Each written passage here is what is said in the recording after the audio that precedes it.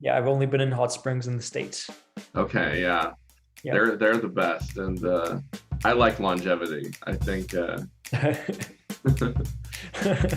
That's a good thing to like. you don't have to prefer things. Like the human nature can like dislike things that might seem odd to dislike. But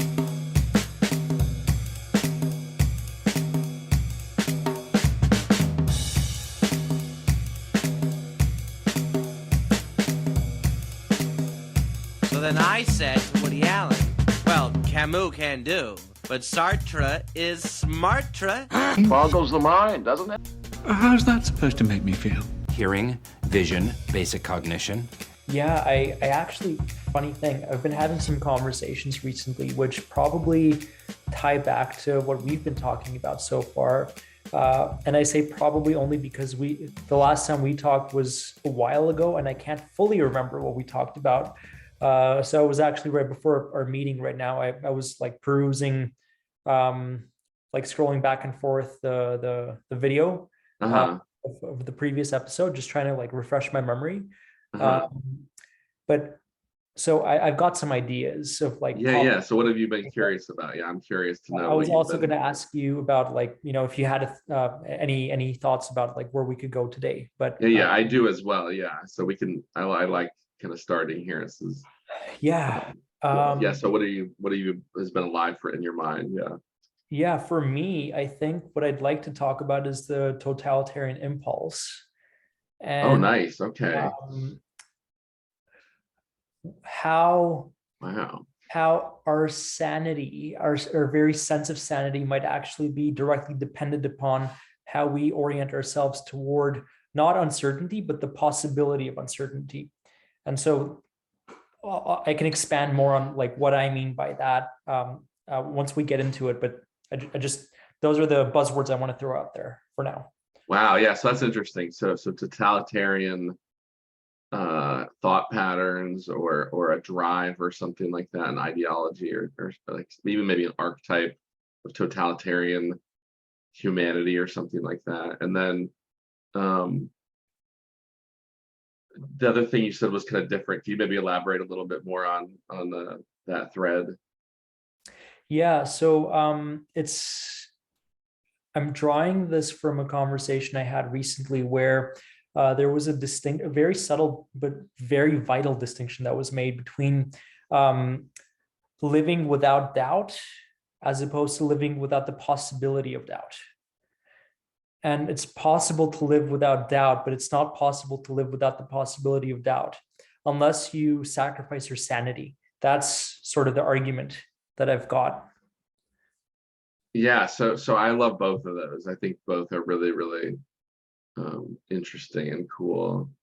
Um, To tell me where you've been, maybe we yeah, could. yeah. So stuff I've been thinking about is so I've been rereading a couple of your papers because again, I really just like that whole world that you think in. And so I was kind of going through the normative dynamic coupling paper, and I like the notion. I don't even know if you still kind of think this way or believe this, but of kind of that perception and attention are like unavoidably interpenetrated, or they're unable. You can't really separate them. You're attending and perceiving. You're perceiving. You're attending.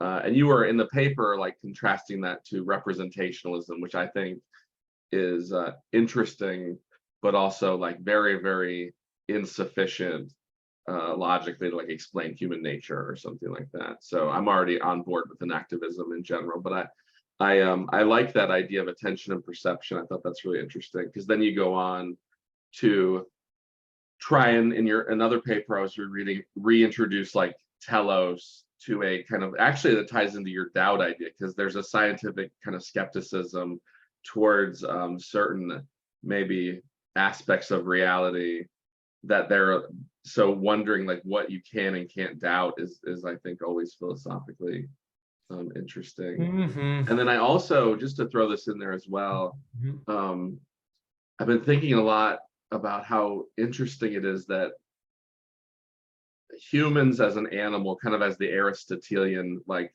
animal, um, can actively do abstraction, and how cool that is. And you look at other species and other animals, they don't abstract nearly as much as people, and kind of what that means, or even what that is, because I don't know, as a naturalist, how could you deny the cosmos? So I think in some sense I have to be a naturalist.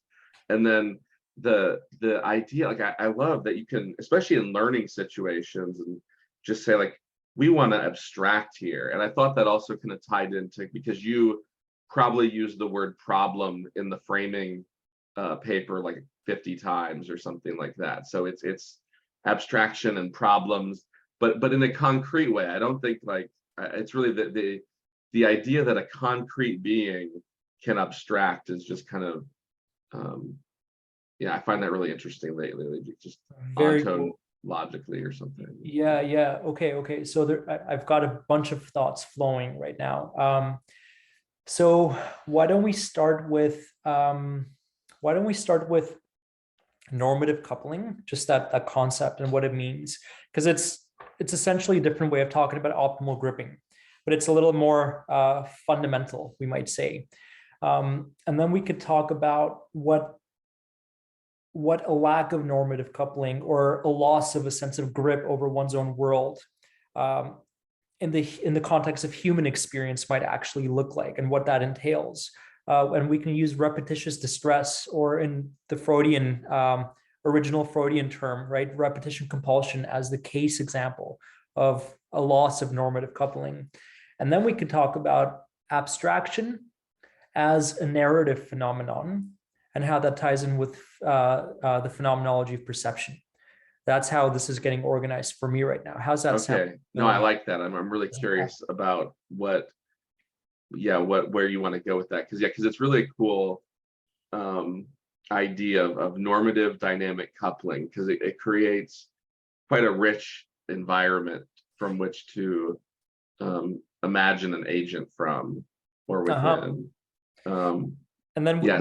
we can try to land in the conceptual space where the totalitarian impulse bit becomes relevant. Actually, there's a way to, I think, connect that as well. I think that's just interesting separately. Yeah. Because yeah, it's an existentialist concern in some sense, but it is no. It can be nested in this broader ontological system that we've got going, from the dynamical systems and an activist point of view. So I think that's perfect, because I've been reading Henry Corbin, and he talks about totalitarianism very uniquely, because like if you take the idea that, again, I like this Aristotelian notion of man as like an animal, a living being would have to use images in its cognitive activity. So wondering what normativity is, and how a being is coupled to its environment, or what it's coupled to, or how those kind of questions, I think, are really, really useful. Yeah, and especially the way you're kind of preluding to the idea that there's a narrative component potentially in this whole thing. So yeah, so elaborate more, because I find this stuff just awesome. Let's do this. Okay, so the starting point for understanding what normative coupling even is the idea of dynamical feedback. That's one way to think about it, which is that we're talking about a subset of physical systems whereby, through their very patterns of interaction with the world, they recreate the very conditions needed for their reproduction. These are autocatalytic systems, they're autopoietic systems. And so it's kind of the idea that, let's say I'm made up of chemicals X, Y, and Z, and through my interactions with the world, what I actually end up doing, I have expenditure happening, right? I lose some of my makeup because I'm using up energy. But in the process of interacting with the environment, I end up reproducing some of those very same chemicals that go back into my makeup. And so there's a circulation, there's a flow of feedback, right? Through my very interactions with the world, I end up recreating myself over time. And that's basically a conceptual way of understanding autopoiesis. Okay, so here's the thing. My interactions with the environment, they're not serial and like stepwise, like I do X and then Y follows, and then I do Z, and then it goes into P, Q, R. It's not a back and forth cause and effect. It's more like a certain, based on how I'm in relation with the environment, that already sets me on a certain pathway of development over time. So it's kind of like if I take a ball and if I throw it, from the moment where I throw it, there's a certain probability distribution of like where the ball is most likely to end up, all things considered.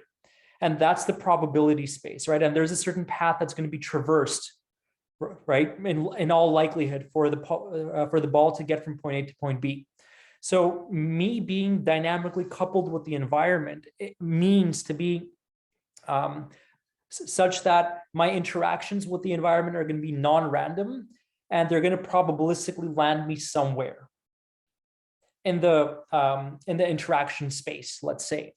Okay, what this means is that there's roughly, if we simplify it to the max, there's roughly 2 ways in which I can be coupled with the environment. The first is in such a way that I don't end up recreating or reproducing the very conditions needed for my survival. Okay. And that's kind of like if I let's say like take a watch, right, and then like let it move in a pendulum fashion, right? If I don't add any energy into the system, right, the pendulum swing is going to come to rest eventually. It's going to come to rest in thermodynamic, it's going to come to an equilibrium point, so to speak. So that's the first way of being coupled, that all things considered, if I do nothing to add any energy into the system, I'm going to naturally decompose over time. So human beings and all animals, all living systems more broadly, are like a living pendulum, a pendulum that's able to swing itself into far from thermodynamic equilibrium conditions. So we can be coupled to the environment in such a way that we're promoting ourselves into far from equilibrium states, and we can be coupled in such a way that's not doing that. When we are doing that, we're normatively coupled. All of our survival needs are basically being met, and we're able to perpetuate our development over time and our survival with it. So that's the basic like physicalist side of this framework, that we belong to a subset of physical systems, namely autopoietic systems, right, whose very manners of interaction with the environment, their very style of being coupled with the environment is such that it perpetuates itself over time and keeps itself from far from thermodynamic equilibrium conditions. So, right. I buy that 100%. Right. You ever play the Minesweeper game where you are on a grid and you have to move in the dark? And there's basically 2 moves. Every moment you make a choice, either you blow up or you go to someplace that doesn't. And so, and you might kind of must move. That's the thing, is it's weird because life, when you sit in like a park or watch a sunset, it seems so peaceful and it feels like it's at an equilibrium, but it's actually far from equilibrium. Energetically, right? Like equilibrium is bad for living beings. It's like, oh boy, I want more, tacos and chicken sandwiches and like shelter. I think that's why it's so easy to be grateful for your home or something, is because like, wow, shelter. If you really took that away from one's phenomenological experience, it's like different. And so very much this actually, and that's why I was being a little anal with like my wording there, right? Because there's homeostatic equilibrium, which is like the very pattern of swinging, for example, that the pendulum is engaged in is stable, but it's stably above the minimal point where life can't exist. And then there's thermodynamic equilibrium, which is where, right, there's no energy left. It's like if I starve you to death, That's thermodynamic equilibrium. Right. Exactly. Like Yeah. keep Like you at a relatively satiated level across time. That's homeostat. You're at a homeostatic equilibrium point. So 100%. Yeah. Because I like, yeah. So there's this agent arena, and ironically, kind of the agent is the arena. Like they're not separate, because the arena made the agent in some, not made is such a tricky word, but like they're the raw ingredients. If we were soup, which we're not, but if we were soup, the raw ingredients come from outside, kind of, in a yep. sense, and then they organize and self-organize in such a way that, like, it's interesting, because the kidney doesn't really want to exist, but I want my kidney to function. And there may be some like molecular memory that just stores like ontological data or something like that, that just like, oh, bad, good, bad, good. It's something simple, and it keeps the kidney self-perpetuating in such a way, like acorns just drop to trees, and all of those kind of things. Yeah. And I just, to tie it back to the very, very first thing we talked about last time, it's like the world is livable, and the environment is something that can be like beautiful and habitable. Like all the like able words of affordances are part of what it phenomenologically means to be alive, and why one might ask, like, know thyself, and have that be really meaningful. Because to figure all this out in a useful way is kind of a mystery or something like that. Yeah. The agent arena relationship, which is what it sort of goes back to. One of the things it indicates is that it's not actually about your structure or your function. It's more like what's being selected over time is styles of coupling, some that are adaptive and successful and some that aren't. So it's not the biological form per se that's being selected, but rather the form in relation to the environment that's being selected. It's that real relation that's being selected over time. Right. It's not a and- representation. Yeah. Right. Yeah. And how that, I think, shows up at the human scale, if we really scale up and zoom out, is especially from the point of view of EB5T, that our traits predispose us to certain styles of coupling with the world that will work well in some cases and contexts, and not so well in others. And so the paradigmatic case example of a loss of normative coupling or grip at the level is repetitious patterns of distress. When you find yourself in the same pattern that is problematic, that you can't seem to get out of, that you don't understand where it's coming from or why. It's like, why does everybody I ever get close to end up leaving me, for example? Why do I always self-sabotage? I don't know where it's coming from or why, but that's a pattern that seems to be happening. So the argument of my dissertation research was that if we adopt the personality framework, right, the inactivist Big Five theory, and then resituate the normative coupling concept in that context, then what we're left with is the understanding that when we find ourselves in these kinds of patterns of distress that keep repeating themselves, that's essentially a state of being naturally coupled. That's like the pendulum that's no longer able to swing itself and promote itself into far from thermodynamic equilibrium conditions. Left unchecked, left untended, that's going to result in like a lot of loss and suffering over time. Right, because we're pretty far from being like tightly coupled to our environment in some sense. And like here in where I live, we have these sea turtles that lay their eggs in the beach, and they get drawn to the moonlight when they hatch, and they're pretty autonomous. I mean, they play a numbers game in like gene selection, so a lot of them don't survive like a day or an hour or stuff like that.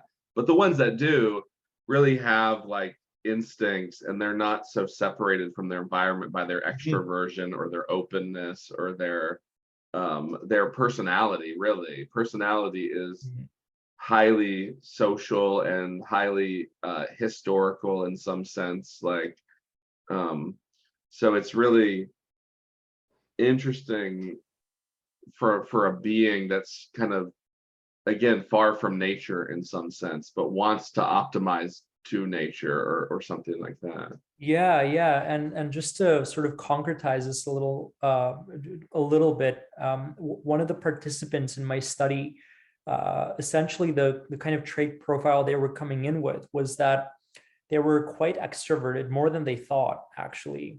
They were quite shy, and the conscientiousness was like middle to high, except for self-discipline. What that meant was that when they're like engaged in work and things are going well, they're able to be like orderly about it and like punctual, et cetera, et cetera. But to like stay engaged, to maintain that motivational output across time, that was a little bit problematic and difficult for them to actually pull off. What we learned through the interview process was that in cases where they're part of a study group of some sort, or their spouse is actually encouraging them to, being kind of like a cheerleader, basically, that helps them to overcompensate for the lack of self-discipline, and that allows them to maintain that engagement across time. And so we sort of triangulated and identified a few different variables in their life that, when present, they would help to compensate for the trait deficit that seemed to be leading to the lack of optimal coupling in work contexts. And so the idea here is that based on your trait configurations, there are going to be some times and some cases where what the world is requiring of you, what it's calling for from you, is going to elude your natural style of grip. And so in those cases, something needs to be happening that helps to compensate for the fact that your style of adaptation or functionality, that its reach doesn't extend far enough, for example, maybe to extend that metaphor there of like gripping. The world is somehow beyond your style of grip, the reach. And so having like a study group can help you to leverage your self-discipline deficit, for example, or having someone to really encourage you can help you, again, to overcompensate and make up for that deficit in that way. And then you regain that grip, and then the repetitious pattern of distress itself, it ends up being disrupted. A different kind of style of coupling unfolds, a different kind of dynamical system, relationship between you and the environment, you and the world, comes to unfold. And so you regain normative coupling or optimal grip with your world. That's sort of an example. Yeah, because if you've got a set of kind of patterns and they're working, you don't question them. But like, I don't know, I think a lot of life is boiling frogs, that there's all these gradual changes and subtle things happening that you go, oh, I didn't realize I've been in an elevator for 40 stories and now I'm on the 40th floor instead of the first floor, because things happen so gradually and surprisingly. And in any individual moment or event, there's so much complexity that you're mostly kind of narrating correlations of reality much rather than like the really real or something like that. And so, yeah, and I think it's a really adaptive species level set of behaviors to create affordances for others that allow them to kind of synergize, because even mechanically, synergy is so powerful. Like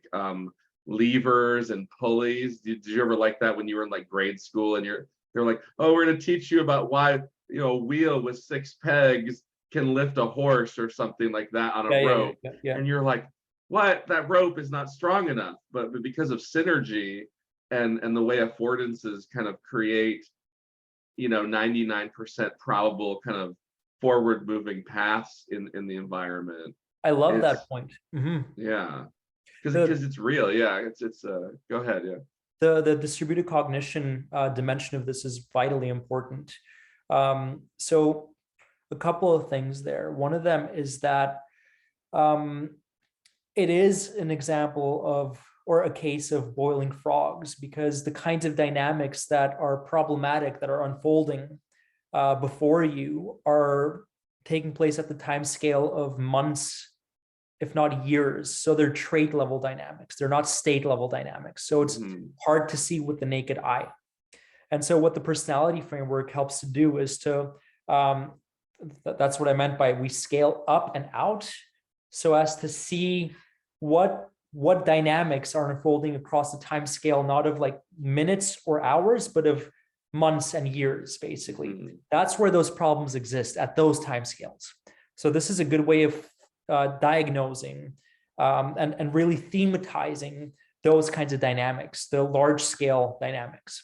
Um, so it's like what would bring that back to the boiling frogs image, right? It's like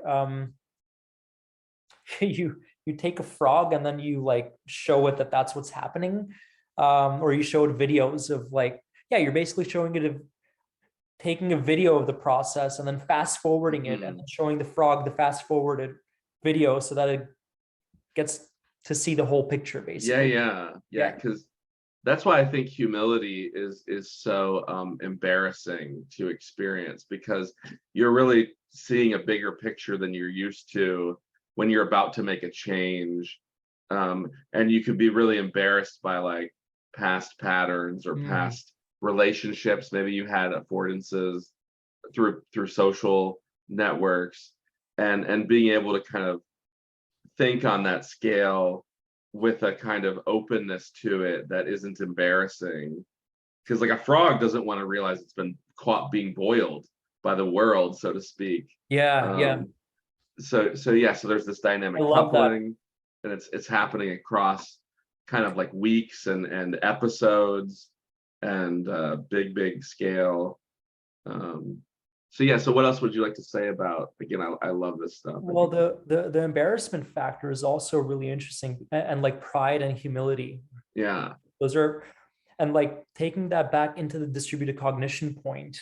Um, Part of what ends up happening in therapy is you, as the therapist, you ally yourself with the part of the patient that is able to tolerate and withstand whatever embarrassment might come up, Uh-huh. so that it doesn't just instinctively withdraw from that, from the distress brought on by that embarrassment, but can sustain engagement, reflective engagement with these patterns Yeah. to learn and understand and reinterpret right what's been going on all this time.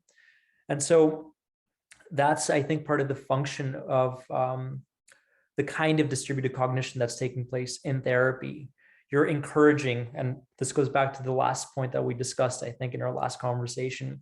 You're there trying to encourage the person to go further in their process of reflective self-engagement with themselves than they have been able to go before, because the embarrassment was too much for them to Yeah, handle. yeah, yeah. The anxiety brought on by all that Hmm, was too much to hmm. handle. Mhm. Yeah, because I love that way of thinking about it, because that's how you see pre-industrialized parenting happening, is they give like people that live in the Amazon, for example, they'll give a child, a 3-year-old, boiling water, knives, all this stuff, but 98% of the child's like first 7 years are within vision or touch of an adult. So they've always got that second kind of bigger presence watching them and the world, which they're both sources of threat. The world and themselves are this mysterious threat. So having a good therapist to create a kind of a relationship or a space or whatever you want to say, that can allow both the presencing and the co-looking, that allows the kind of looking at whatever is the pattern that is really maladaptive, that hasn't, that you could then break, essentially kind of break frame, make frame, or build skills or avoid it or find new resources, like once you're in that awareness. So I like that idea of looking together at the self and the world as a really powerful kind of human tool, maybe. Yeah, it's a certain kind of reflective self-awareness that is trying to be cultivated and that is being promoted in the context of the therapeutic encounter. And what I think affords that sort of development is the fact that the therapeutic frame is bound up in certain conditions where, like, as the patient, the person you're relating to, right? Although they're a human being, they're a person with their own life and their own world, which overlaps with yours in some significant and some not so significant ways, right? You're relating them primarily as a therapist, as your therapist, not as a friend or a partner or a stranger. Even Yeah, though roles are interesting. The way, especially after we go from like barter to trade, the kind of like capitalism, inhabiting a role is an incredibly like squirrels don't need roles. A pigeon doesn't need to be able to like inhabit a perspectival frame with a right. bunch of skills and knowledge that can be kind of pulled into being across time and space. So the idea of a therapist role, even friendship, is actually, you can find, I think, some examples of maybe like proto friendship in animals, but human friendship, as this what we're talking about, there's these two Pythagoreans I was reading about, and these like Hellenistic jerks came to them, and one of the Pythagoreans like owed someone money because they made a bad investment and the ship fell into the ocean or something. And they said, I have to finish my affairs, I have to put them on order. Can I go? And they said, no, that wouldn't be good because you might not come back. And he said, well, can my friend come and you can, do whatever you want to my friend if I don't return. And so if I'm willing to actually produce a person that you would, that would do that, then is that okay with you? And they agreed. And the person let the guy go, and then he came back before sundown or whatever, and then died or paid some like horrible penalty. And the idea of being able to be in the world with another person is just astonishingly, it's almost like having a clone or something. It's yeah. Yeah, So and the function that seems to be fulfilled or played out by having boundaries brought on by certain roles, certain types of roles, it seems to be about sort of leveraging like a sense of trust. It's a version of I give you my word because of who I am right now in this particular capacity, and sort of looping that back into the therapeutic context. The promise there that's meant to give you a sense of trust is that as your therapist, like none of my thoughts, or this isn't about what I think, feel, or want. It ain't about my judgment. All that stuff is sort of abstracted out in a kind of artificial but real way, such that allows you the space to not be distracted by all these things like shame or embarrassment, which sometimes distract us from genuine understanding and self-understanding. Rather, you get the space, right, cleared that was usually taken up by those things, to instead fill it with reflective self-understanding and reflective self-engagement. And that's when you start to get the opportunity to explore the uncertainty that lies within. And now looping this back to, so this might be a good chance for us to loop it back to maybe the totalitarian impulse bit. Okay. And the narrative bit, actually, because you were talking about abstraction, right? Okay, so let me say a couple of things about the totalitarian impulse bit and how this relates. The bit about narrativization, I have no idea. That's like the edge of my horizon right now. So maybe that's Okay. where we'll experience a bit of creativity and like not knowing where that'll take us. Okay. Um, Interesting. So here's the thing. Your understanding of the world and the world are not the same thing. Hmm.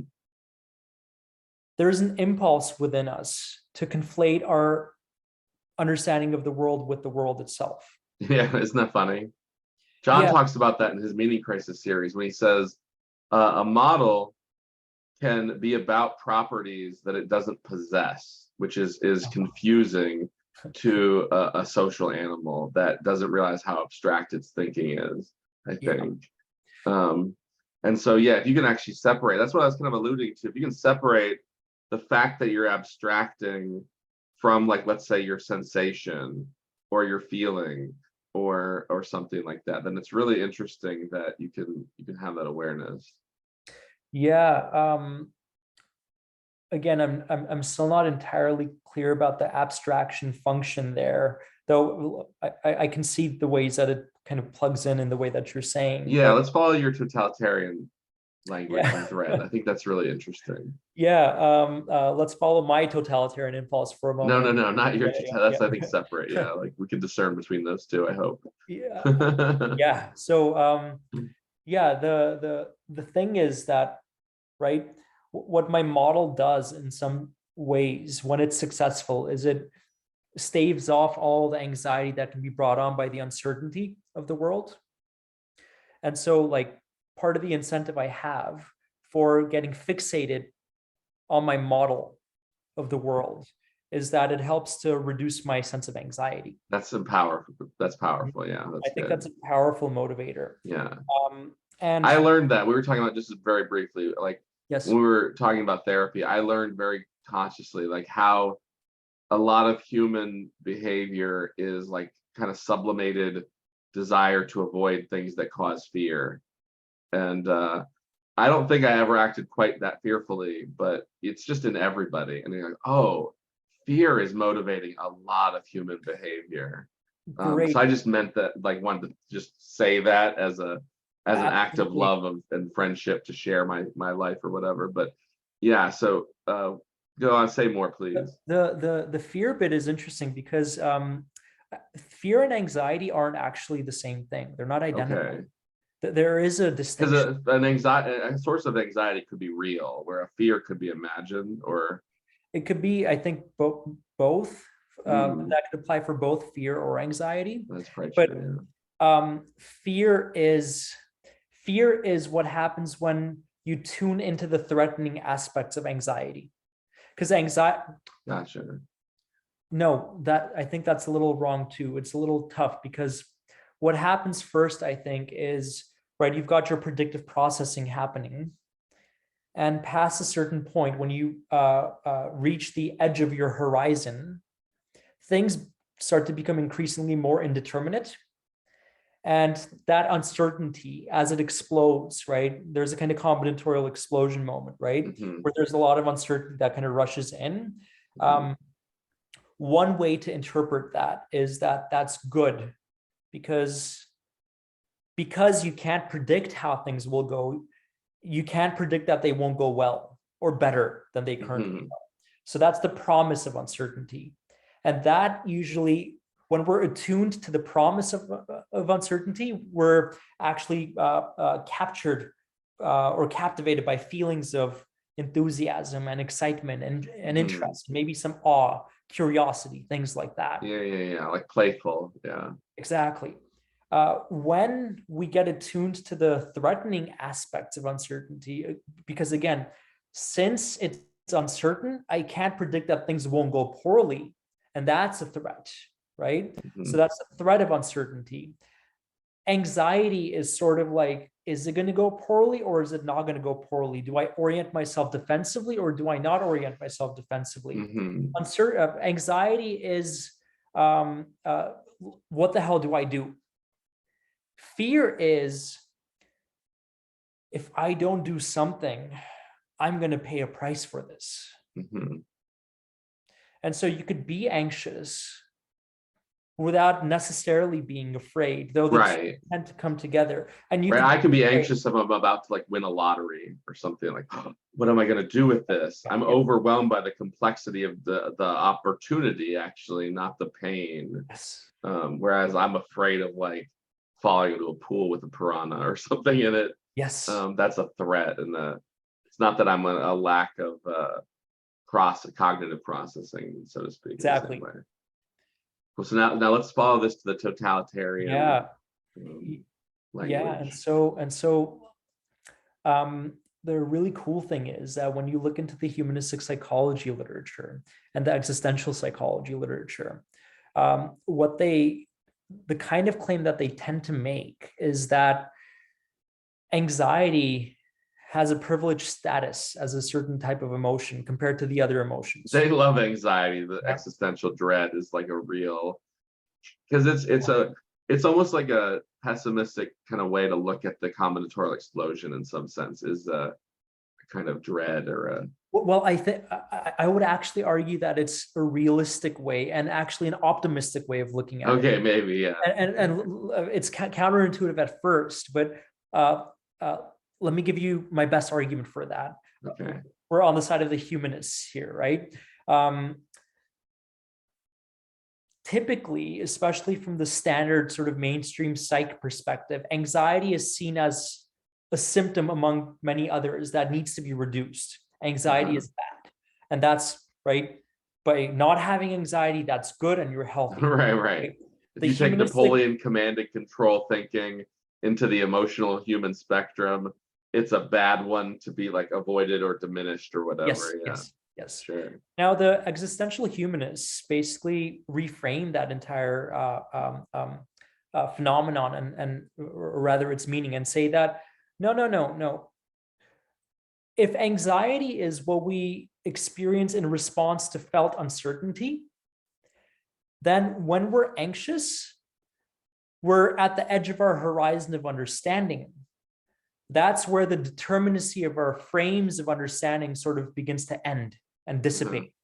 And so rather than seeing that as a reason, right, for what's it called? Not demise, doom or right. Yeah. Pessimism, dread. Exactly. What is it? Chicken Little, the sky is falling, kind of. So rather than seeing it as that, we could see it as a kind of opportunity to pursue the anxiety to its source so that we get to the edge of our horizon of understanding and then expand and grow from there. There's something that's being called, right, to be better understood. And if we avoid the thing that's making us anxious because it's making us anxious, then we're robbing ourselves of the opportunity for learning something important, potentially important. So the whole reframing is a way of basically saying that there's a way to engage with our anxieties that doesn't rid us of this opportunity for learning and growth, but there's a way of going through the anxiety to come out at the other end of it, such that whatever it is that needs to be learned or understood gets a chance to be learned and understood by you. Yeah. And if you do that, then your horizon expands. And right. That's why it's not just trivial, exactly, because it actually using all of these spatial analogies and often literally spatially, like opening up domains to you. It's if you study motivation, most people, like you said, frame fear and anxiety as negative affect, but there's like 3% of the population that's the opposite, that they almost like don't notice it. And there's also a maladaptive version of that, like rock climbers that fall off of cliffs because they like aren't sensitive to certain scopes of emotion, really, or styles, maybe, to continue that language. But I totally buy it, 'cause I love this quote by Jung, or I'm going to paraphrase a little bit, but he says that, like, each generation, there are some people that kind of go outside of the city. So if you imagine like certainty or the known as a city, you could actually stay within kind of the city walls if you weren't in such a time in history when the whole world was burning down and literally like the oceans are practically on fire and the lands are, if you weren't being so threatened externally, then you could stay within a city your whole life. And in fact, that might still be a good strategy, just hoping someone figures out like the existential crises of our current epoch. But it's kind of a metaphor of like, if you go outside the city, you're in a place that could cause you a lot of anxiety, because like tying it back to roles, there's not even roles for you to inhabit. I could actually just pretend and play accountant slash like surfer slash whatever for 100 years, and then be buried by hopefully a loved one or something. But it's really interesting the how to frame what to think about anxiety, especially as, did you see in the news, the growth mindset model in psychology, just crushed it. A meta-analysis recently showed it was a very minimal, even like non-existent effect in a lot of cases. I didn't know this. Yeah. But we're saying like the power of reframing Uh-huh. is undeniable. And so this idea of going like, oh, I'm anxious, so I should pay attention more to maybe myself and the world and people around me, especially ones that I think care about me or something. And then really try to let go of like my memory and my pattern and be kind of curious about what's happening, especially towards the anxiety or something like that. Yeah, so thanks for that. I should look into the growth mindset meta-analysis, but that's interesting. I didn't. Yeah, that was kind of random, but yeah, I just work in education, and I saw that when I was Right. scrolling through like the journals. Okay, maybe you can I'll send you that. Yeah, I'll totally. after. Yeah, that'd be great. The totalitarian impulse bit here. So we've sort of established, right? Can we just say first, are we talking about like Hitler or an archetype or in us all, or what is a totalitarian? Just so that like I don't get lost, and like I'm sure if someone listens to this, they don't get lost. Let's establish that. So I don't mean it politically per se, though I think this definitely extends into the political.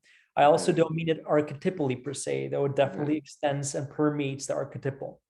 I mean it specifically in an existential sense, such that at any given point in time, the surface area. So let's use a sort of like mathematical analogy here. Yeah, we can measure it in volume or something. Yeah, the volume or surface area of your model of the world does not, it cannot by definition capture the totality of the world, because the world is always greater than the parts that it's made up. Right. Right. The totalitarian omnipotence is like savagely victimized by 4E cognitive science. You could never have omnipotence as any agent in 4E cognitive science. If you had some abstract Cartesian introspective model, you could come up with some weird thing. But when we're talking about inactive beings, you never have total information. I love that. I hadn't seen that connection. Yeah, that's, I think that's totally right, and totally right. The reason is that I think this gives us enough flesh to actually define the totalitarian impulse as not the impulse to,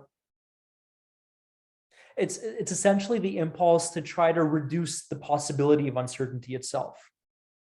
Yeah, I agree. I think that's ego's biggest problem. Like the relativist egomaniac is that kind of totalitarian. Yeah, and it's not about feeling good. It's not about feeling bad. It's just about having absolute certainty. I think that's what it is, and it's a defense against anxiety. Oh yeah, right. Essentially, because like we confuse, like you said earlier, understanding with kind of real knowledge or something like that. Yeah.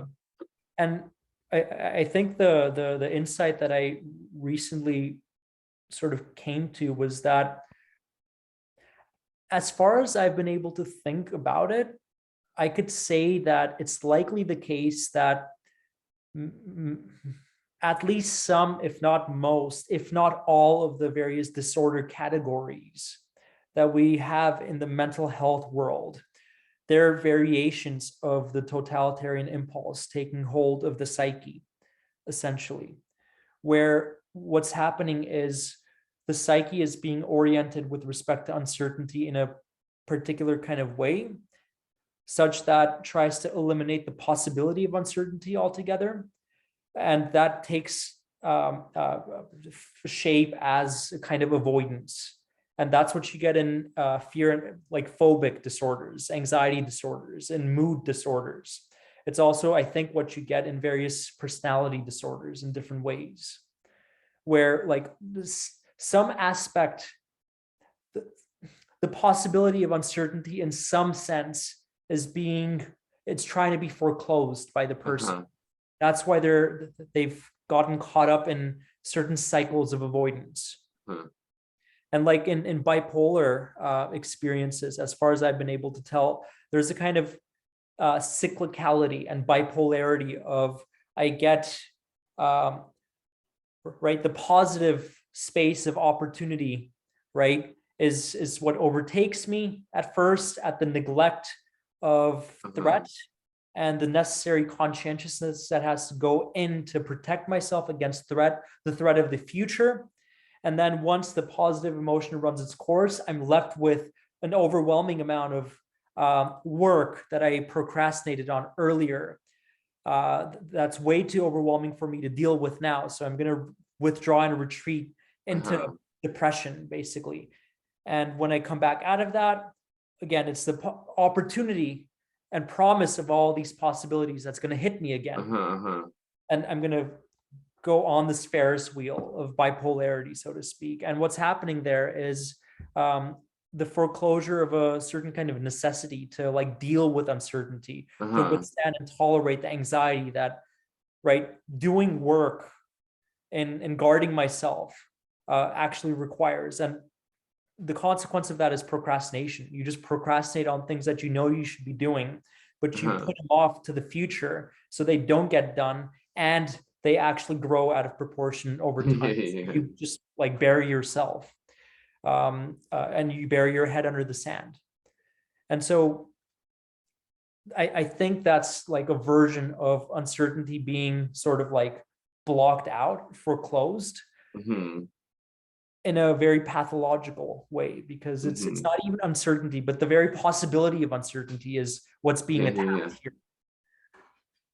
Yeah, because it's ironic that your psyche is enacting kind of a narrative, or like almost a cognitive, like a 3-card Monte shift, and your what did I want to say? It's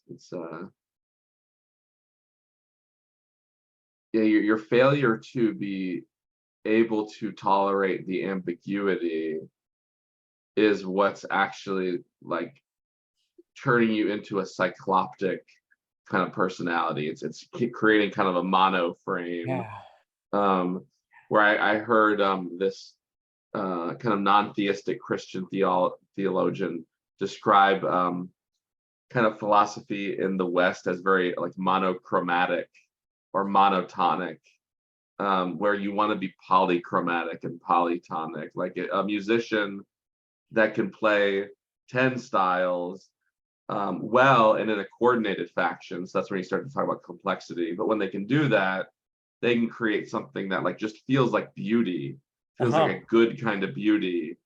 Whereas someone that's maybe really just locked into their personality that might have been effortless in some way at one point is now like in a kind of a negative feedback loop that could feel like hell or something. It feels like a dull pain, or it could be like a wonky, like you said, bipolar feedback loop that drives foolishly towards opportunity and then flees foolishly into depression and And a lot of this is a personality's desire to cope with uncertainty through a kind of like denial or distraction or something. Yeah.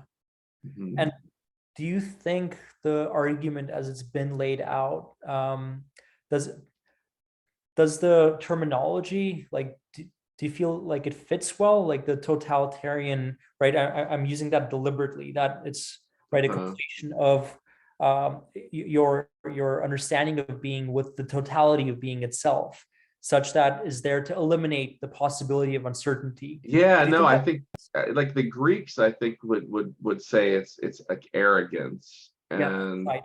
Yeah. I always think of it as a kind of relative perspective where you confuse the partial, like you said, with the total, um, which as a kind of a cellular um, boundaried being, Uh-huh. I need to listen to my internal voice, so I can't just take external feedback. I would flood my cell walls with Mhm. bad things and be all out of whack. So this kind of, yeah, the desire to want to,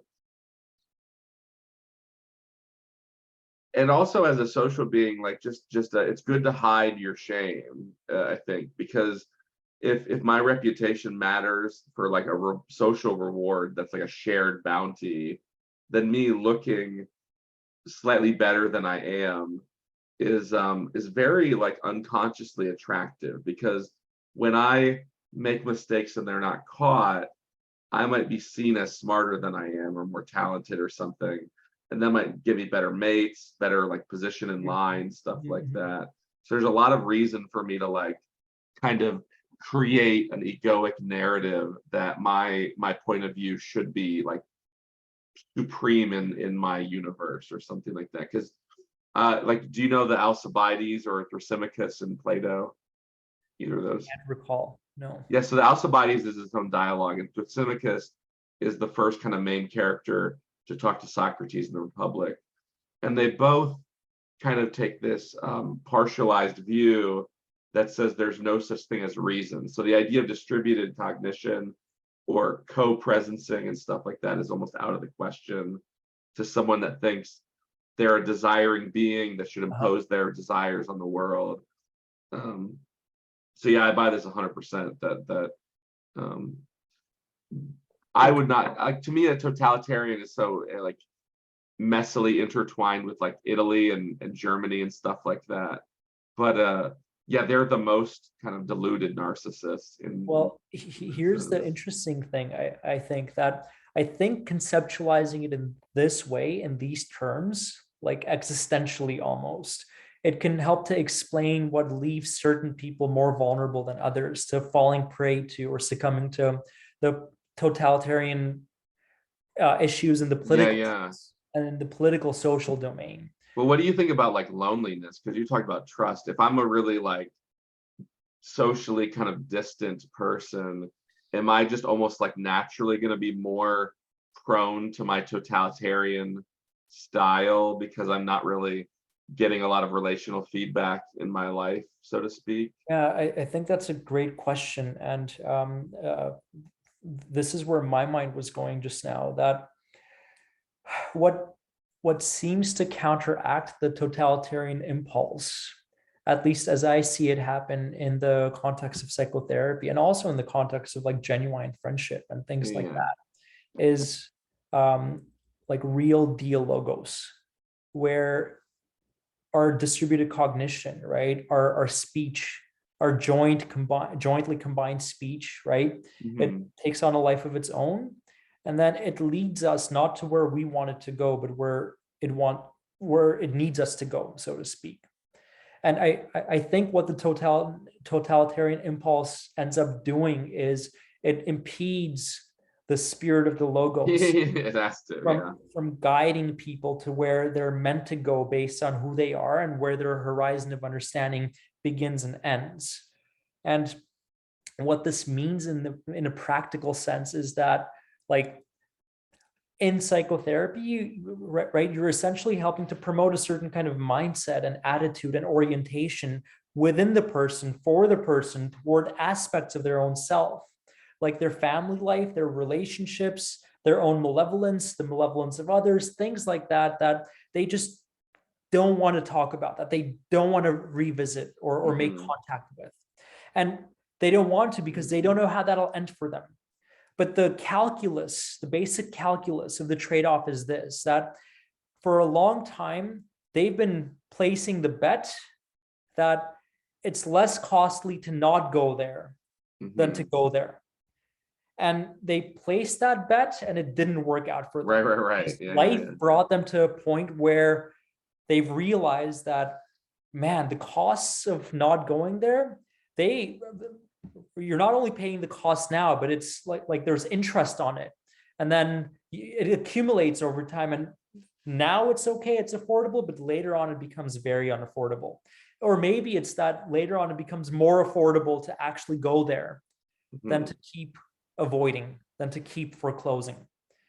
So what you're helping to do in the therapeutic encounter is to, again, ally yourself with the part of them that wants to be led by the spirit of the logos, explore and re-examine from up close, more deliberately, more meticulously, right? More mindfully and thoughtfully and reflectively, those aspects of their experience and their self, their history, their world, and all of that, that were left in the shadows for a long time out of the fear of what the anxiety might entail.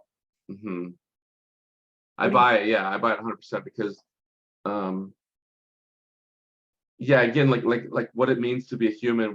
We're distributed across time and space in such a weird way, especially like as we've said a few times already, especially culturally when you start to get into like what's weird about right now in history, or if you're really good at making money and maybe being a little friendly, you could do very well in the world and not really need to have like an inner life or examine your whatever is maybe could be causing you anxiety and preventing growth.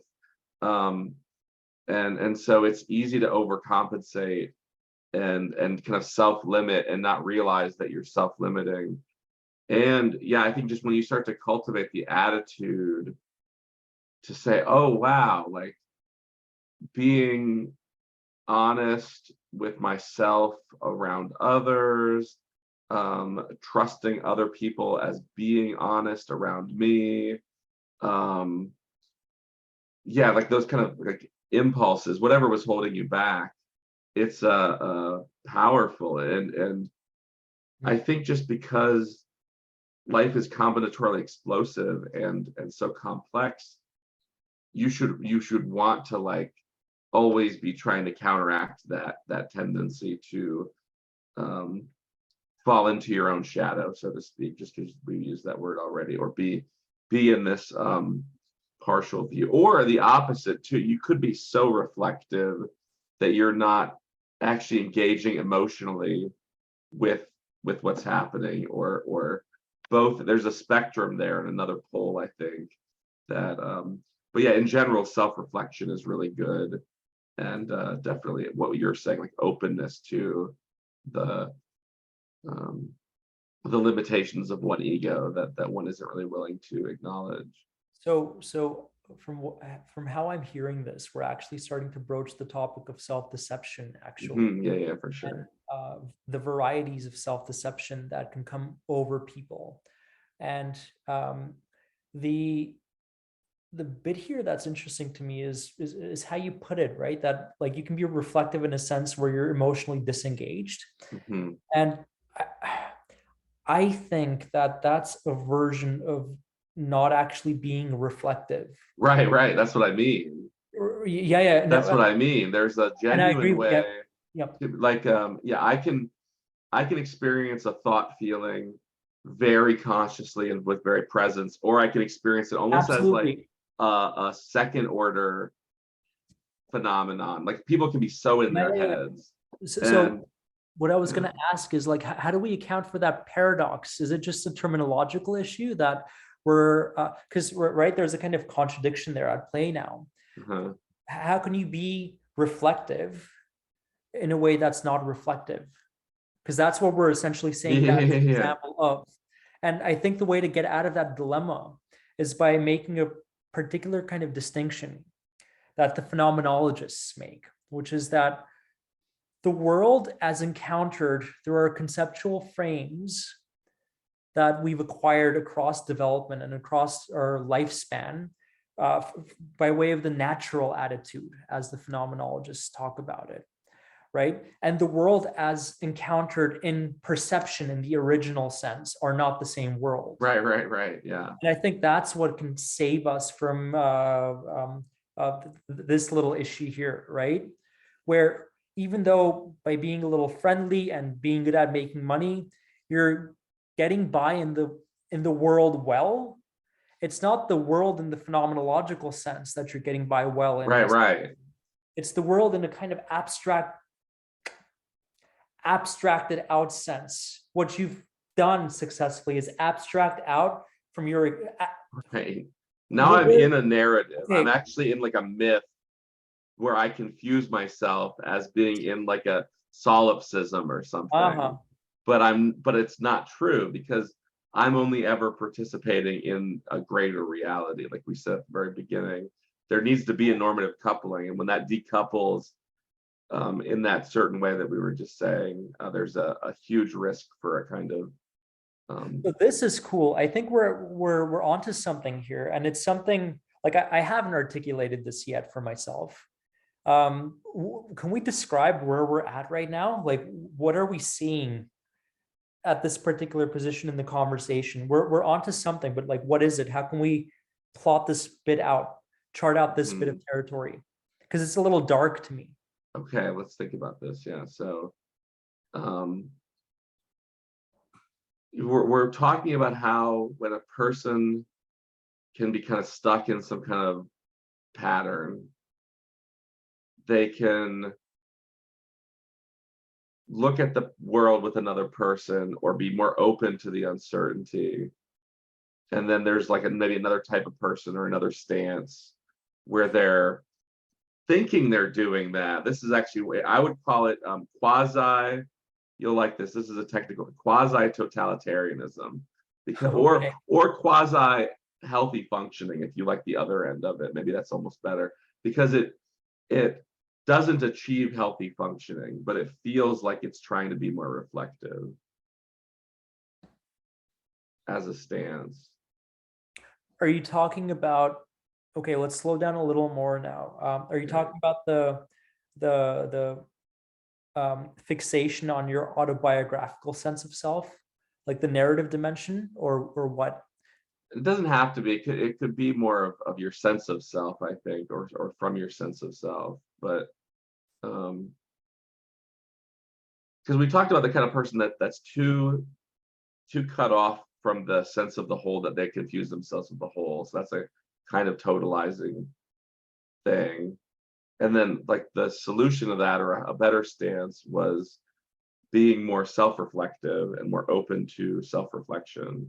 Yep. And then there was this kind of decoupled reflective person. So what I'm hearing now actually is that the kind of self that you are in touch with or in contact with when you're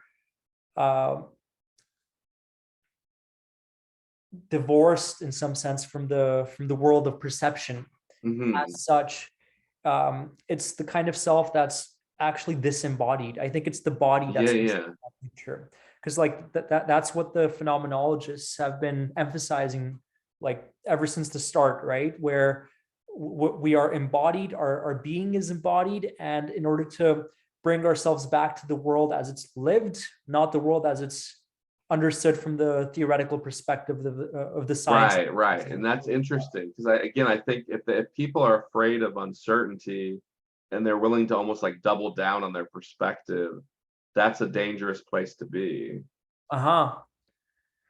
And okay, so this is cool, because the way you, if you foreclose the body and embodiment from your sense of self and sense of world, Right, right, you're left with a very stale sense of the world. right. This analytical level of reasoning, but not like the physical level of being.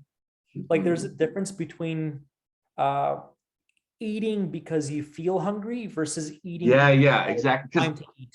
Because if you have the opposite is almost like the physical but not intellectual person. I think like the person that's not really like it's too relative. They confuse themselves with the whole too much. They're often not intellectual in the way that is Okay. good, whereas this other person is not embodied in a way that is good. Okay, so this is cool because what we're talking about now, or what that touches on, is actually the sort of conscientiousness dimension, actually, temporal dimension of human experience, temporality. Because what happens as we age, as we develop, is our drives and motivational systems, they become structured in a way that aligns us with a certain sense of time. It syncs us up with others across time. And that's where the biographical self emerges, actually, as a kind of psychotechnology, that it allows us to sync up with the rest of the symbolic world and others on that dimension in a way that allows for mass scale distributed cognition. I think that's what I would argue here. Right, it's like delay of gratification is essentially indicative of your capacity to invest in and give priority to something virtual, something that hasn't happened yet, and yet it's happening for you right now because you're living in the future now. That's the phenomenology of it. And in the absence of that, you're just a walking, talking id. You're doing everything you want, where you want it, when you want it. Right. Yeah, so it's interesting because that the walking id feels like it has a narrative that's connected to the world, but it really is like quite disconnected. And in fact, if you look at narcissists, which are hard to study, but like they often, as they gain more competency, become less narcissistic. So the trade-offs are almost pointing to and shining a light on this phenomenon in some way. That's interesting. So now we've got a bit of a trade-off going between embodiment and it's kind of like the concrete, fleshy, embodied dimension of being, and then the abstracted out symbolic dimension of being that we have to plug into in order to become participants in the social world, so to speak, which is very symbolic and like it's governed by language. Sure, yeah. Interesting.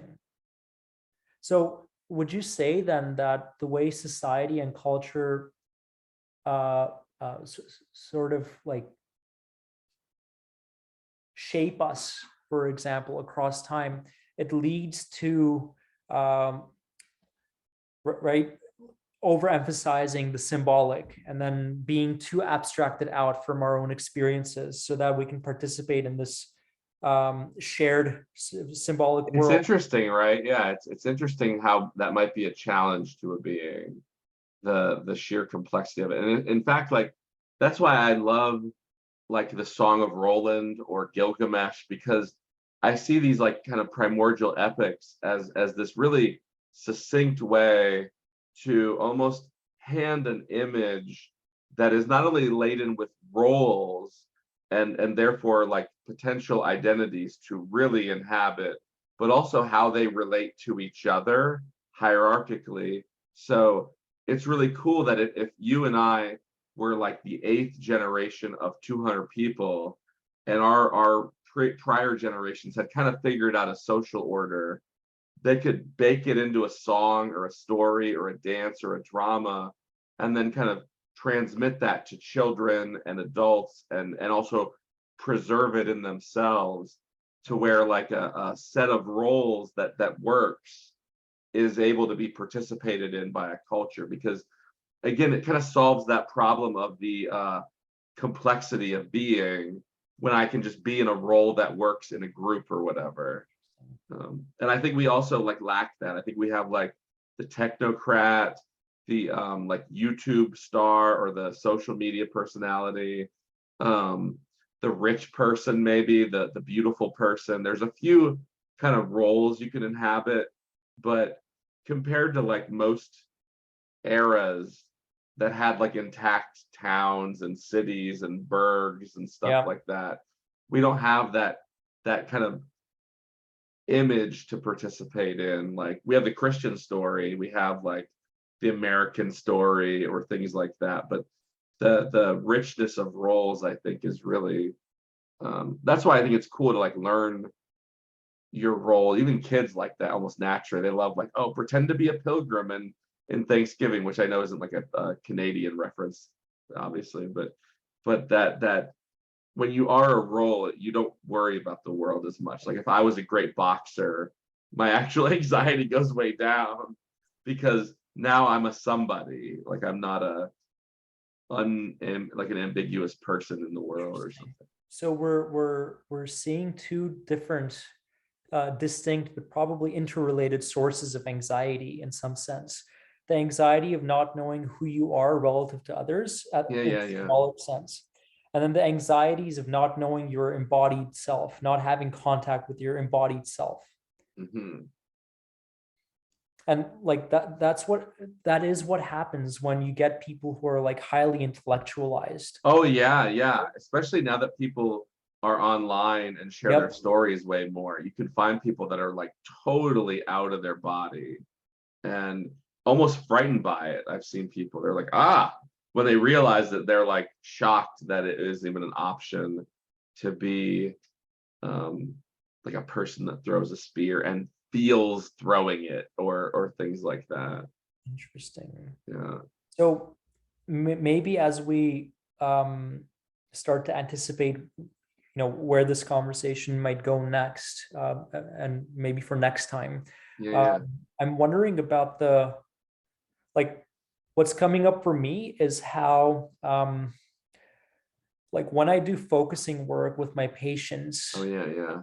right, asking them to literally pay more attention to the physiological sensations that they get when they feel afraid, for example. Like where is that fear taking place in your body? Yeah. What are the images that are associated, that come up spontaneously when you focus in on that? Yeah. The memories, images, et cetera, et cetera. Mhm. Um, the more you focus on your body and the feelings that are naturally arising in your body, the more that actually bridges back into your world or aspects of your Yeah.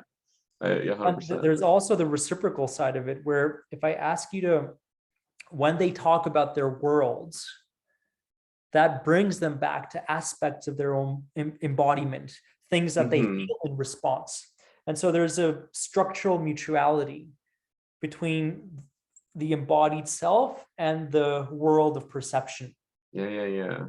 So thinking about these two distinct sources of anxiety, one being the anxiety of not knowing your body, your embodied self, and two, the sense of anxiety that comes from not quite knowing where and how to fit into the social world, Yeah. symbolic sense.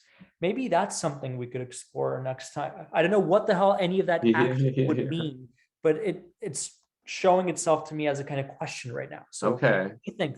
No, I love that. I think what is the body is actually not doesn't have an obvious answer, I think, because you can really um the world is danceable. Like I'm graspable.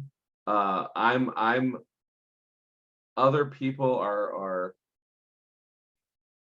positioned in my field in such a way that I can like notice their beauty visually.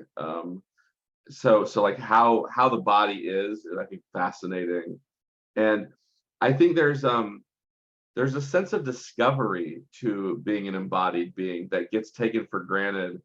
So yeah, I love that. And then the other thing of like, how does it solve the problems of anxiety having a social role or what it means to be a creature that can inhabit social roles and literally like invent them in some sense. Like you have to, obviously they can't be like, I want to be a person that finds bananas for children or something. You can't just make it up. But there's actually quite a bit of in org psych they call it job crafting, but there's a lot of things that are within our control in the social world. And what's cool too about the social world in history, it definitely like changes over time. So being a shoemaker is something that couldn't have been much on people's minds 3,000 years ago, and being a computer programmer or new forms of poetry like get invented. And it, so the idea of that we kind of use roles to socially self-transcend is really, I think, kind of amazing. I mean, other species do it too, but and I guess maybe the last thing I would add to that too is, and we don't have to go here at all, but it's interesting when you start to get into the like dynamics of social mimicry and social kind of symbolism, that idea of what that even means, because then even you can over identify with yourself in some sense, which is really kind of weird. Because I liked when I studied org psych, I like this idea of perspectival knowing, and someone could spend 35 hours a week being a greeter at Walmart or doing some job, being a telemarketer, and then when you converse with them, when you dialogue with them consciously, they don't even identify as someone that has knowledge of that job. If they don't like it, they can say, I don't know what that would be like. That's so weird. To, oh, what would it be like to shake 500 people's hands in a month? And they're like, I don't know. That sounds, I wouldn't even want to imagine that. So the idea that we can kind of disidentify with our perspectival, like what the Milgram experiments, when they would dress them up and pretend to be roles, and there's a weird dissociation that kind of happens too. So interesting. Okay, so let's tag these topics.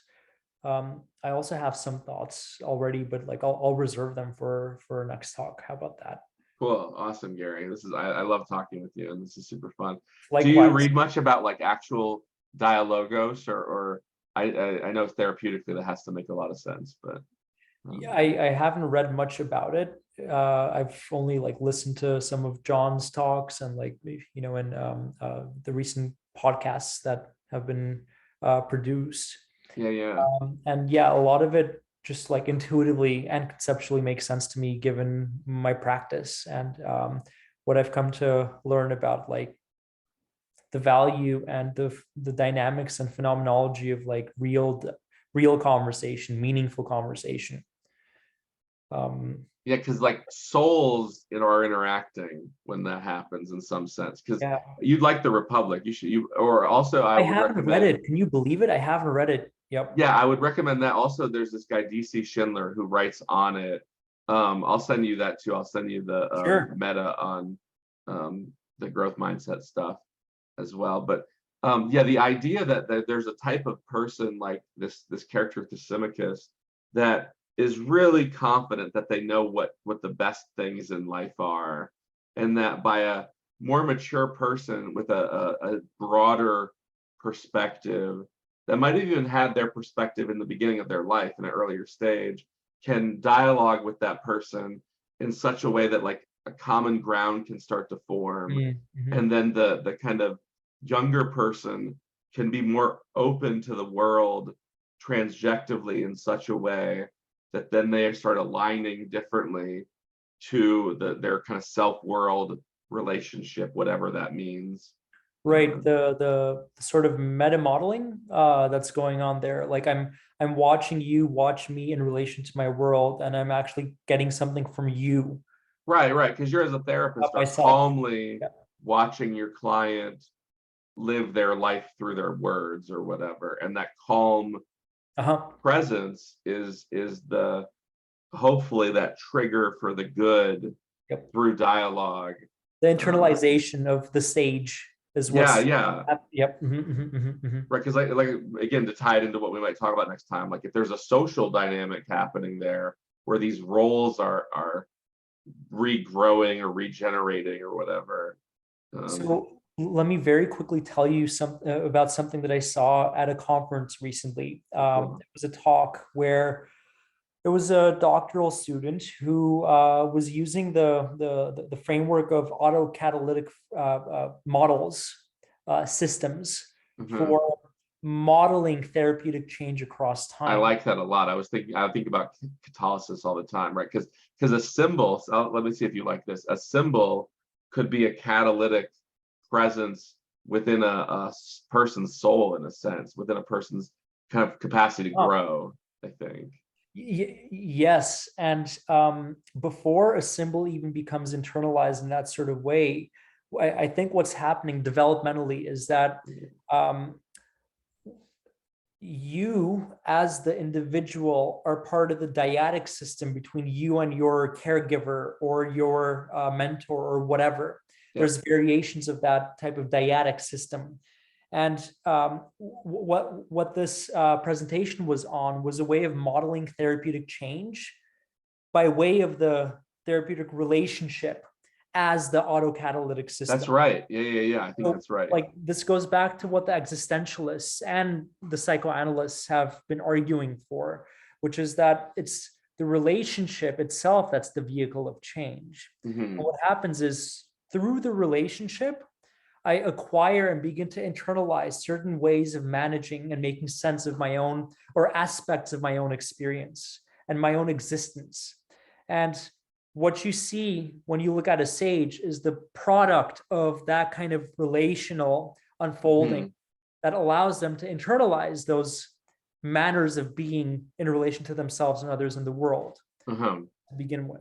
100%. So I thought that was really cool because then you need relationships, you need distributed cognition. I think you have to. Yeah, I don't think you could have a human self without a culture or a distributed cognition. I really think that's if you in evolution there are these like one-way streets, and even if that was maybe possible for a mammal to be incredibly isolated and incredibly self-conscious and self-cognitive, I think we're so far from that it might be almost inaccessible to us as a living member of a particular species.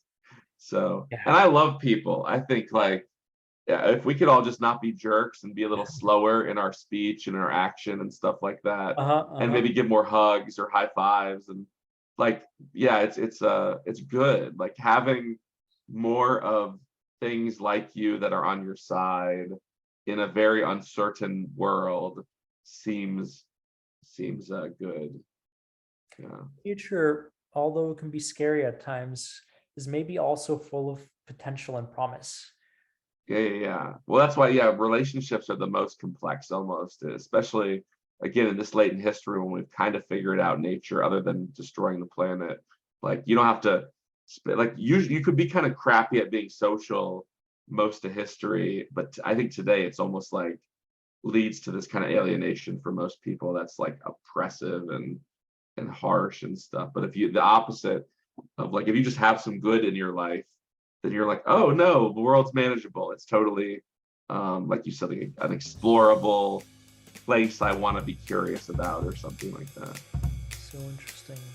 Okay. Sweet. Awesome, Garri. I had such a joy talking to you. I love talking to you. Likewise. Yeah, this was fun.